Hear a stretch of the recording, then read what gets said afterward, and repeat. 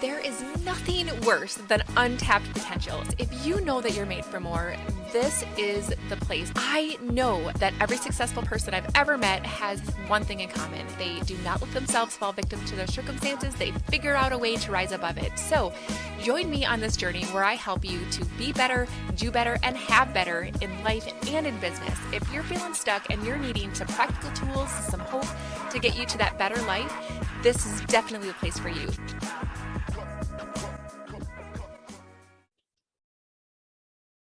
Hey, everybody. Welcome to the Unstuck Podcast. I am your host, lachellewieme, and today I get a chance to talk to my friend, Zen Fiskin. You guys, we met a few months ago, and I could not get over just how amazing this woman is.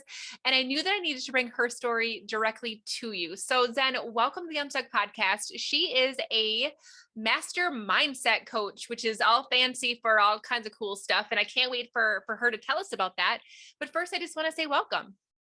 Thanks so much, Lachelle. I'm so glad to be here. So glad to see you. I know. We live across the country. So this is great. Thanks for technology, right? Amen. Okay. So I would love for you to tell us exactly what is a master mindset coach and how is it that you're impacting the world today? Well, it's really kind of funny because I'm really a pioneer in coaching. I started in 1992. I'd had an ad agency and got wound up so stressed that I wound up in the hospital. And I took a year off and jumped off the side of my life and lived on the island of Grenada. And when I came back to the States, I didn't know what I wanted to do. I knew it wasn't advertising. And I had a dear friend of mine who was a very successful consultant said, there's this new profession that I think you'd be great at. And she said, you can use your business and marketing skills and your people skills and your education and neuro-linguistic programming, which is also the foundation of Tony Robbins' work. He and I studied with the same people in the 80s, and hypnotherapy. And you can work with professionals and help them be happier and more successful. I was like, that's all I needed to hear. Yeah. And I searched out what was available in training. And there was one training in the country. And it was 3 weekends. And it was be, do, and have. Now, by today's standards, that might be just a little bit lacking. After those 3 weekends, they kind of patted us on the butt and said, all right, go become coaches. And that's just what I did. I'm a speaker, and I started booking myself into all kinds of trade organizations and networking groups. And I spoke about coaching.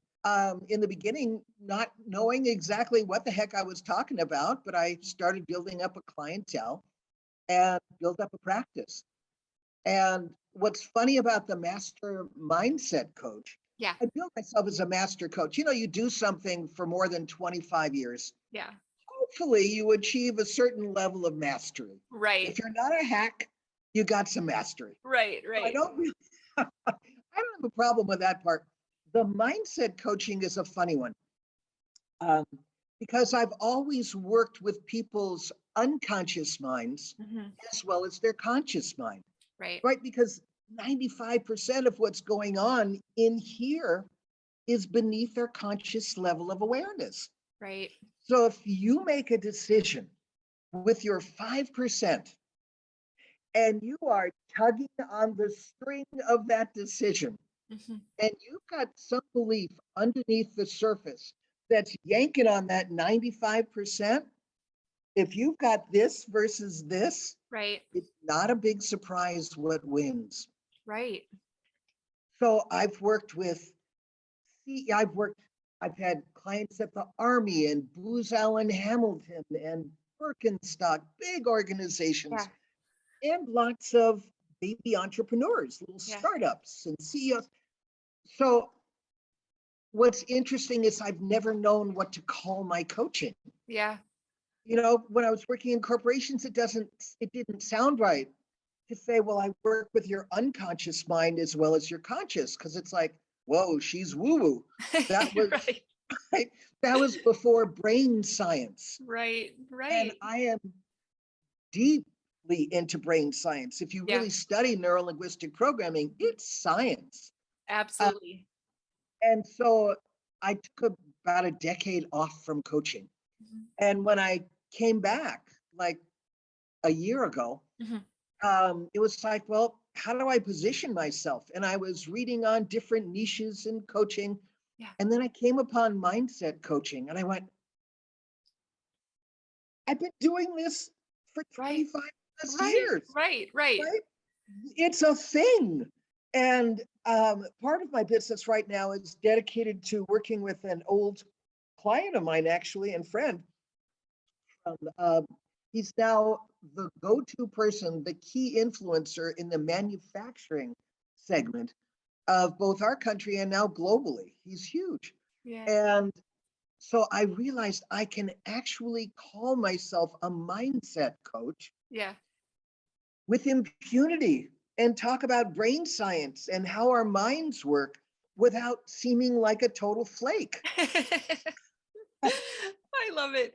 And one of the things that I think about you is you're a coach for coaches. And I think that oftentimes we don't recognize the fact that a coach, all of us coaches should have a coach, because even though we're an expert in whatever it is that we do, we still have our blind spots, right? And Absolutely. so I needed somebody to tap me on the shoulder and say, hey, sis, you're not noticing this, or this is where you're sabotaging yourself and your decisions, and recognizing the tug of war that I'm going through in my own mind that I can't see. And so those opportunities to coach coaches is such a needed thing. And I think all of us, have to have that resource. And the fact that I think about you as one of those amazing resources in that field. Well, thank you. I mean, who wouldn't benefit from having a partner in your success Right, right, who has broad depth in the ways humans and human brains function? right, Um, and who couldn't benefit from an external point of view right, when someone is absolutely committed to your well-being and your right. success and your Yes, happiness? right. You know, And I mean, especially in business, I think that sometimes, especially if you're a business and you are starting a business or you've been in business for a while and you're trying to grow it, not everyone in your circle understands. And so not everybody can be as supportive as sometimes you need them to be. Sometimes people don't get it and they want to protect you. So they aren't, necessarily encouraging you to go around that, you know, path and that road. And so to have somebody committed to your success that understands and can help you when it gets, low, and celebrate you with you when it gets high, like all of the things that go into that, that's what I've needed. Right. absolutely. I'm a lifelong entrepreneur. Yeah. I have never done a full-time gig for anybody else. And what I think gives me a unique perspective, Mhm. even working with people in corporations, Yeah. is that today it's imperative to have an entrepreneurial mindset. You know, um, Even if you're working for a large company, Mhm. you're on your own a great deal.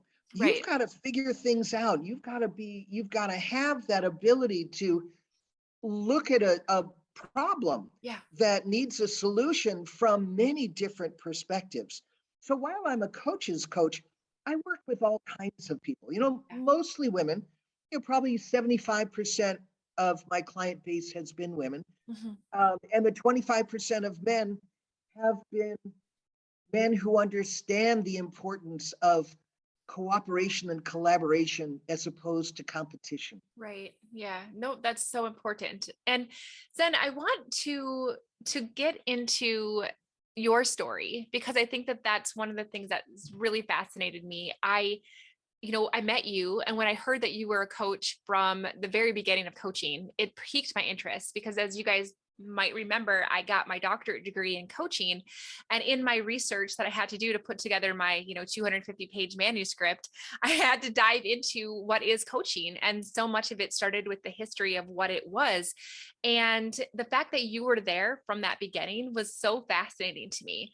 And so I'm like, I need to get to know this woman. And in our conversations, you kept surprising me, sister. Like, I'm like, you did what? And that happened and whatever. And so I would love for you to take us down the road that has led you to this space. And I love the fact that here on the Unstuck podcast, we really want to help people get from where they are to where they want to be. And there's so much power in just listening to someone else's story and their path and all of the things that you've learned that have led you to where you are today. So why don't you just start telling us the story of who you are and the lessons that you've learned along the way? Okay, I'll start as an adult. Okay. I can give a brief, I was a lonely only child. Okay. And I always lived as I knew I could. I was the girl in school in black who wrote poetry, I was a singer-songwriter. I started playing nightclubs when I was 16, started writing music when I was 14. Wow. And I was the kid without big financial background in Beverly Hills school system. My parents wanted me to have a good education, which was the best gift they could have given me. Went to UCLA, and while I was at UCLA, working my way through school, because I totally worked my way through school, supported myself. And one of the people on a route where I sold sandwiches and salads in Century City in one of the big office buildings, Okay. one day asked me, how'd you like to go to the Playboy Mansion? That seems like a really odd random question from a stranger. Well, no, he was a young, handsome, too rich guy. And I was young and hot. I love it. Love it. So this was 1975. Okay. And I went, and you can read about it in my book. I wrote all about my adventures in the Playboy Mansion, called The Playboy Mansion Memoirs. Okay. It's under Susan Fiskin. Okay. I just scratched the Sue and kept the Zen. And Hefner liked me and invited me back. And before long, I became part of his inner circle. And as strange as it sounds, I was really a feminist in that world, as much as one could be. Hefner had no designs on me personally, so I had more freedom than any woman there. And I had my little black book, and I just navigated those waters on my own. And as I graduated UCLA while I was there in communications. Okay. And I would meditate every day in the notorious grotto and kept journals for all that time, which is what I used to write my book. And in one of those meditations, I went, wow, I really do need to find a career. And had this flash of inspiration that I could become a photographer. And so it was the 25th Playmate reunion party where I borrowed a Nikon, and I decided it was better to beg for forgiveness than ask permission. And I started taking pictures, and it turned out that I was quite good at it. And within a period of time, his girlfriend at the time took some of my photos to him, and he said, great, let her shoot. And after my Playboy days were over, I started an ad agency in Marin County with a partner. And that's when I first got introduced to NLP. It was the first training center for neuro-linguistic programming in the world. And they couldn't figure out why they couldn't get the general population in. Here's the name of the company: the Center for Advanced Studies of Neuro-Linguistic Programming. Doesn't that make you just want to know what it is they're offering? And it was so full of jargon that I said, give me what you got and let me commit English to it. And so I wrote their ads, I did their marketing, and I became absolutely fascinated with NLP. I'd always been into personal growth and realized that this is the single most powerful technology I could ever encounter. So Um, in layman's terms then, because there are probably people listening to this that are like, I don't even know what NLP is or neuro-linguistic programming. So why don't you tell the audience a little bit more about what that is? it's still hard to define. Um, if anybody knows of Tony Robbins, he and I studied with the same people in the 80s. It's a huge body of technology that's based on brain science, Mhm, that's based on analyzing how do people that get great results get those results. mhm, How do people process? For instance, I teach, I've done classes on how can you be on a Zoom like this and know what I'm doing with my brain or what you're doing with your brain? mhm, If you look up, you're making a picture. If mhm, you look up to your right, you're imagining something you've never seen. If you look up into your left, you're mhm, remembering something you've already seen. Side to side is auditory. Once again, you're imagining it or you've heard it. mm. Down to the left is a feeling. Down to the right, you're talking to yourself. So there are all kinds of fascinating distinctions that are part of this huge body of work. And at the core of it is something called modeling, which is someone's really good at what they do, but Mhm. we don't know how we're good at what we do. Yeah. Yeah. So it's having the skill to be able to analyze what do they say something to themselves? Do they get closer to someone to get rapport? Do they touch them? What's their recipe for success? Mhm. And once you get that, Yeah. you can then transfer that to somebody else so that they too can get very similar results to the Okay. original person. So it's the science of success. If I were to, Yeah. based on subjective experience, so everybody's different. The language we use, Mhm, the body language, the actual language. mhm, So I help people become aware of their own patterns. mhm. And by becoming aware of our own patterns, we Okay. then can develop distinctions that we can notice what's going on with other people in new ways. For instance, if I hear you, people tend to process there. We see, we hear, we feel, and we think, Mhm. which shows up in our language. I Right. see what you mean. I get the picture. For visual, Right. I can really wrap my arms around that solution, or that feels really good to me. Mhm. Or I hear you.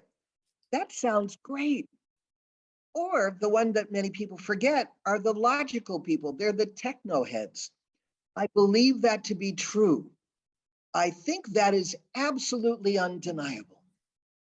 So when you learn to tap into someone else's language and you start to mirror their words, their tonality, Yeah. their body language, not in a mocking way, Right. but Right. in a respectful way, Yeah. unconsciously, people like themselves. Yeah. So when I can speak your language instead of just my own, so when I can translate my own language into your language, Mhm. I've created a bridge that didn't exist before. So that's as close as I can come to That's describing fascinating. NLP. That's the best description that I've heard. So I think that that's amazing. And you guys, I hope that you enjoyed that description as well. I didn't mean to interrupt you. I just felt like that's a gift that you have, right? You were saying that you helped the neuro-linguistic center be able to articulate what it is that they did so that Right. they could help more people. And then that's where you left off. So I want to make sure that I let you get back on your train. Okay. As I said before, the stress of the ad agency got to me. I blew out my body, Yeah. did a year on the island of Grenada. Um, and when I came back, my friend told me about coaching. I got into coaching. Yeah. So it's been my passion ever since. I mean, I have such joy to to be in front of an audience and have people say, I never thought of it like that Yeah. before. Yeah. Or to get feedback, like I'll give people, pardon me, um, tips like the ones I just told you about how to establish rapport Right. on job interviews. Yeah. right? I've got techniques where I can have someone imagine a circle in front of them Mhm. and have them stack it with every great quality that they know they're capable of Mhm. and some they think they might be capable of. Step into it, run it through their neurology so Mhm. that when they need to perform at their best, Mhm. they are wired for it. Yeah. And it's a source of tremendous joy for me. I'm here to leave the world a better place because I've been here. And this is the way I do it. And you also are a hypnotherapist. I want to hear a little bit more about that. So initially, the reason I got into hypnotherapy is because people have heard of hypnotherapy, Uh-huh. whereas NLP has been, I mean, I couldn't imagine a worse name for the most incredible technology. Um, so I initially got into hypnotherapy because I was already working with people's unconscious minds. Mhm. If I said I did it through hypnotherapy, if they weren't afraid, Mhm. that I was going to make them bark like a dog or quack like a duck, Yeah. like stage hypnotists, um, that it gave me an opening in conversation that I Mhm. didn't have afterwards. And Okay. I can more overtly have someone do closed eye exercises. People think in hypnotherapy, you're gone. Mm. Well, no, it's just a way where I can speak directly to your unconscious mind. I can talk directly to the 95% in addition to the 5. Uncover what's going on in there because people will almost all, once you develop trust, Mhm. and you help the unconscious mind feel comfortable, Mhm. um, it'll talk with you. It'll come out in the open and tell you what's going on. And I can't tell you how many sessions I've had with people where they've got a conscious desire and an unconscious block. And I literally cut a deal where I have one in one hand, one in the other. It Mhm. was like, what would it take for you, the unconscious mind, Mhm. to feel comfortable with making this change? Okay.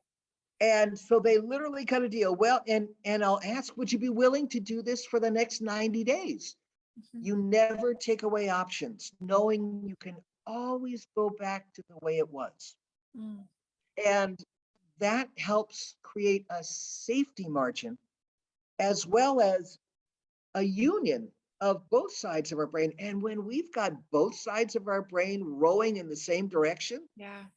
wow, the difference is huge. I have goosebumps because I can envision that. And I also geek out on brain science and all those same things. Like we have so many of the same interests. And what I want to do next, you guys, is I want to dive into some of Zen's best tips that she has for all of us who want to get our subconscious and our conscious in the same, rowing the same direction, and ways that we can overcome some of the barriers that oftentimes we can find ourselves in. All right, then. So I want to pick your brain.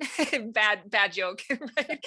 I want to pick your brain about ways that we can get people to the place of where they are to where they want to be. So what kind of things would you like for our audience to be contemplating, maybe trying, considering to get them at least in somewhat forward motion? Okay, so I want everyone to know that this is off the top of my head, right?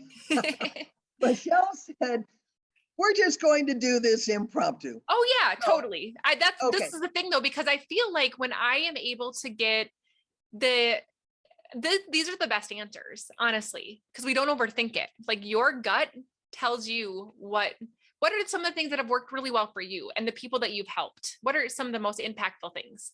okay, so here's something that's seemingly simple on the surface Okay. that is incredibly powerful underneath.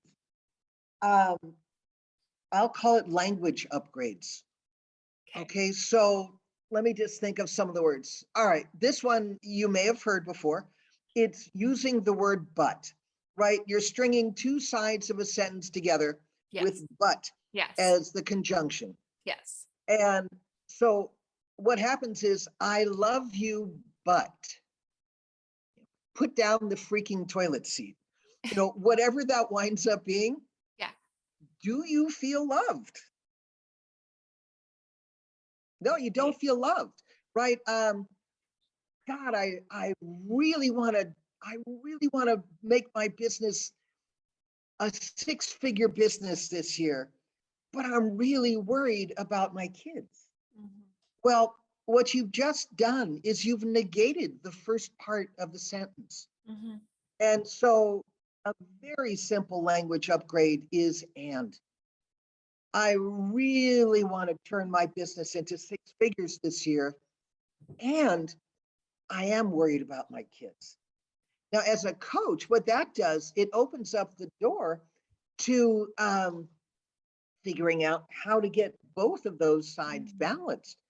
Great, let's figure out what it is you need to do to turn your business into that six figures and Oh, make sure that you're taking care of your kids. That's one. that's powerful, by the way. That's really powerful because what it does is it opens up the mind to possibilities and solutions versus closing us down and cutting us off from our creativity and making us feel helpless. I want this, but I can't have it because of this. And when you say and, it opens up the possibilities of a win-win situation and gets us into problem solving mode. And I love that. That is so simple but powerful. So thank you for that. You're welcome. And let me give you another side of that. Okay. By the same token, you know that the word but eliminates the first half of the sentence. Right. So let's say someone's in a job interview. Mhm. I know Madison is a really fabulous woman, but I have the skills that you will benefit most from. And let me tell you why. So without dissing Madeline, you just negated her. You just took her off the program in your Mhm. language. Yeah. So when you consciously use the word but, you can create that separation that you want to. Mm. You're a master linguist in general, which is why you're so good at advertising too. I'm just going to say that. Like, you have a very unique set of skills that is just fascinating to listen to you and to learn from Thank you. you. Let me give a couple more. Okay. Uh, Here's one. So you're working with someone and they've done an okay job, Mhm. but you really want them to do better. Okay. And you might just say, Martha, you need to be better at communicating with your customers. Mhm. How does she feel? It feels like you've just been chastised, right? Right. Right. You need to be better. Yeah. Oh man, I'm not good enough. I got to Right. be better. Mhm. One four-letter word can change that whole dynamic. Martha, you need to be even better Ooh. at communicating with your clients. Just the word even, your kids, right? You need to be even better at it. You're good already. And that's what it says. You're already good. Yeah. And here's where you can improve. And not, but here's what you can improve. And And here's what you can improve. wow, that's powerful. Just these little Yeah. bitty words. Now, here's one of my favorites. Okay. We do this to ourselves, right? We limit ourselves. Mhm. Yeah. Um, someone, I've coached hundreds upon hundreds of people on presentation skills, on Yeah. pulling together what it is they want to say and how long is the presentation and Mhm. what do you want to leave the audience with. So we know that speaking is one of the greatest fears that people have, Right. right? I mean, it's right up there with death. I mean, I so love to be in front of the room and sharing good information with people. That's just crazy to me. Yeah. But I've worked with hundreds of CEOs of high-tech companies, and Mhm. universally, they are the worst presenters. Hi, my name is Bob, and we make widgets. Part A fits into part B. It's like they're into the technology, they're not into the benefits on the other side. Right. Right. So I'd have them tell the story of it. But here's what I do with their own self-beliefs. Well, I'm just a lousy speaker. I can't speak in front of an audience. Mhm. Now here's the word, 3 letters. I can't do that yet. Mhm. Just like and opens up possibilities, Mhm. yet blows the doors off of limitations. Right. Anything that you truly want to change or that Right. you truly want to learn, you can't do it yet. And that word is one of my all-time favorites. That's really powerful. And I actually didn't even realize that I was using that recently when I was talking to someone. You know, it's easy to get caught into the comparison trap. And I was watching someone create a free training at the same week I was doing mine. And they were, getting all of these enrollees. And I'm like, I can't afford right now to spend $10,000 a month on advertising and Facebook to make that happen yet. And it took me to a place where I wasn't getting defeated or comparing myself in a negative way. It was almost like she was showing me what was possible, Right? and allowing me to see what was possible, and just acknowledging that I'm just not there yet, but that doesn't mean I won't be. And I think Right. that it's really powerful, guys, because I think that there are so many things that we hold ourselves back from. And it's something as simple as a way that we say it or a word that we hear that can completely shift our brain. Okay. What else? What else then? Okay, I've got one more word that has a great story that goes with it. Okay.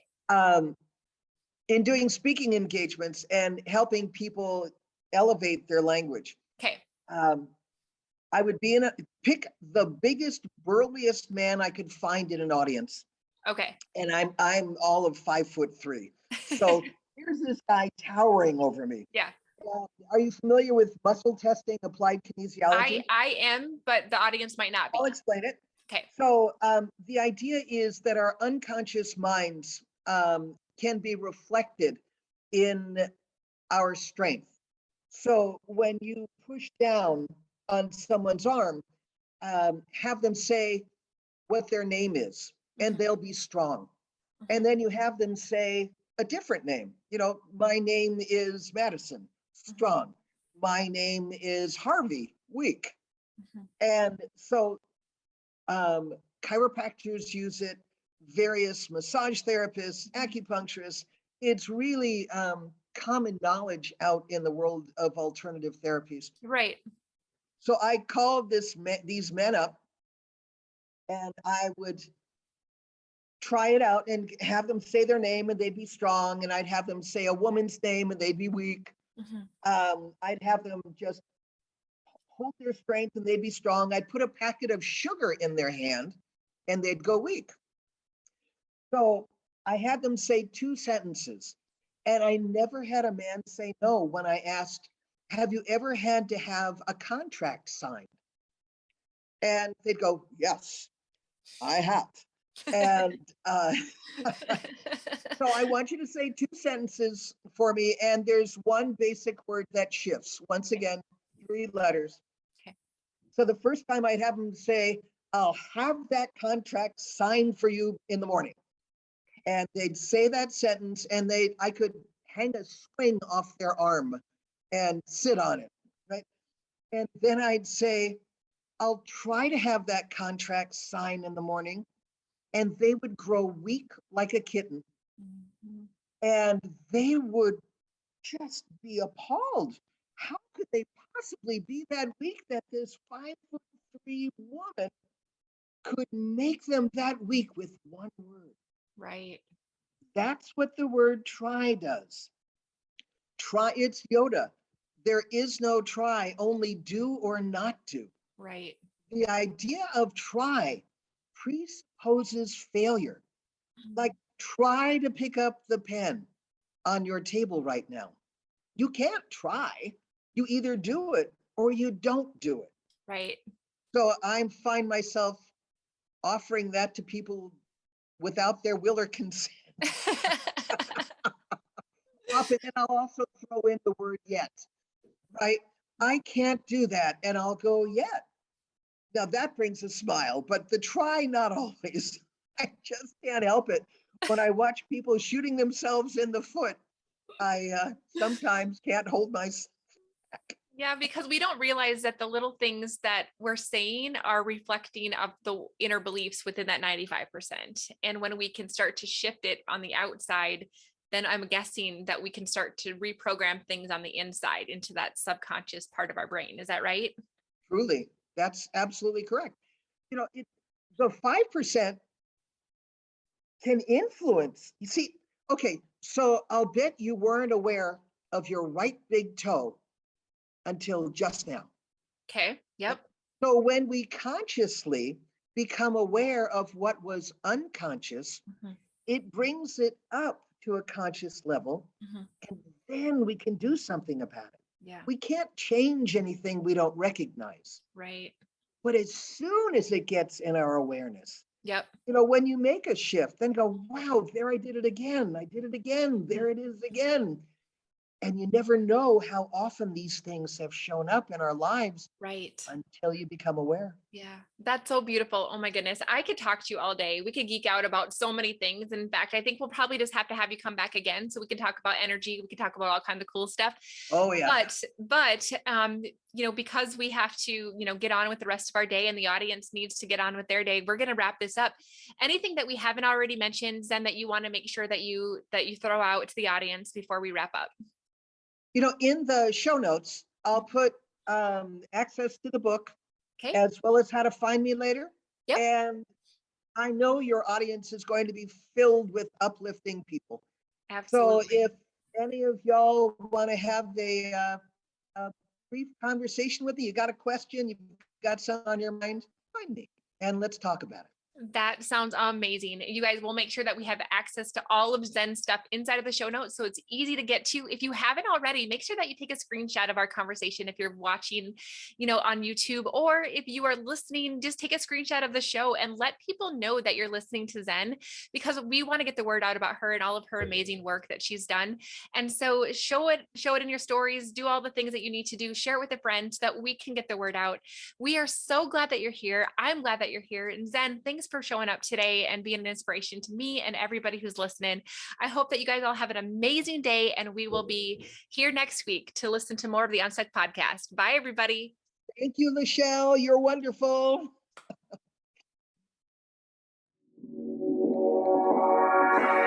Thank you so much for listening to the Unstuck podcast. I am so grateful to be on this journey with you. And don't forget to check out the show notes if you want to get into my private club, the Better Club, to be able to learn better ways to be better, do better, and have better. So until next time, keep showing up. Let's get unstuck together. Have a great day.